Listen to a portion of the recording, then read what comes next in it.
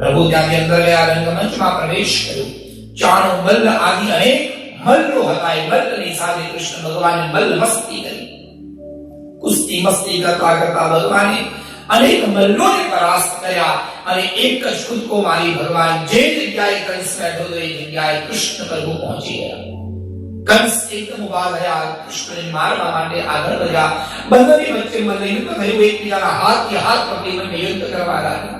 યુદ્ધ કરતા કરતા કૃષ્ણ ભગવાને મામાના માથેથી મુગટ પાડી એના વાળ પકડ્યા અને માથા પર જોરથી મુક્કો માર્યો. મુક્કો મારી કંસને જમીન પર માર્યા અને કંસના વાળ પકડી એના છાતી પર પગ મૂકી કૃષ્ણ ભગવાને બધું યાદ કરાવ્યું. મામા, યાદ કરો તમે કેટલા પાપ કર્યા છે. એક પાપો બધા યાદ કરાવ્યા. તમે શું કર્યું કે શું નથી કર્યું, કેટલા પાપો કર્યા છે બધા યાદ કરતા કરતા આ તમારો હું જ તમારો કાળ બન્યો છું આમ કરી અને ભગવાને પોતાની શક્તિ દ્વારા મામાનો ઉદ્ધાર કર્યો. ભગવાને કંસનો વધ કર્યો. અત્યાર સુધી લોકો એમને ગૌપાલક કહેતા હતા, ગોકુળમાં રહેતા એટલે ગોકુળ નાયક કહેતા હતા. અત્યાર સુધી કોઈ એમને યશોદા વત્સલ કહેતા હતા, કોઈ એમને નંદરાય કહેતા હતા. આજે પહેલી વાર એમને કંસને માર્યો. કંસને મારવાથી આખું મથુરાનું રાજ્ય એ કૃષ્ણ નામે લખાવી ગયું. એટલે આજથી કૃષ્ણ ભગવાને મથુરાના રાજા બન્યા. એટલે લોકો એમને મથુરેશ એવું નામ આપ્યું. બોલો મથુરાધીશ ભગવાન. મથુરાના રાજા મથુરાધીશ બન્યા.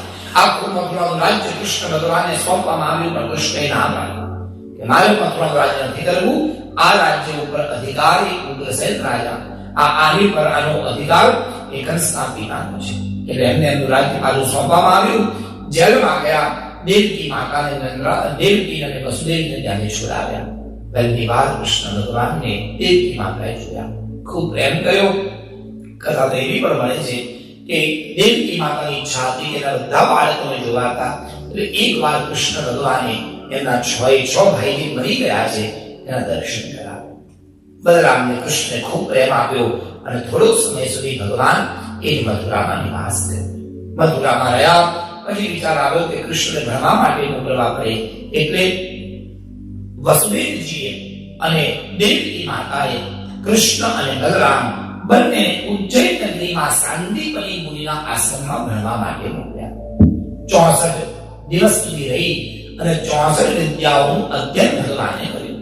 અનેક પ્રકારની લીલાઓ છે. સુદામા સાથેની મુલાકાત અને એની પર આવેલા કષ્ટને દૂર કરવા માટે સુદામાએ પોતે ચણા ખાધા અને કથાથી આપણે વિદિત છીએ.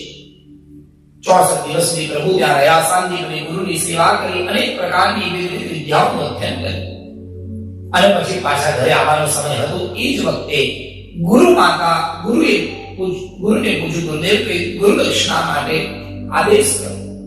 પણ ગુરુજી કઈ નથી કીધું. ગુરુ માતાને પૂછ્યું.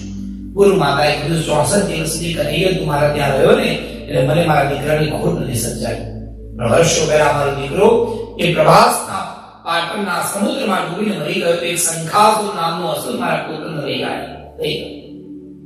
જો આપવું જ હોય મને મારો દીકરો પાછો આવ્યો. આ તો ભગવાન છે કૃષ્ણ. ભગવાન ત્યાંથી જાય છે શંખાસુરને મારવા માટે.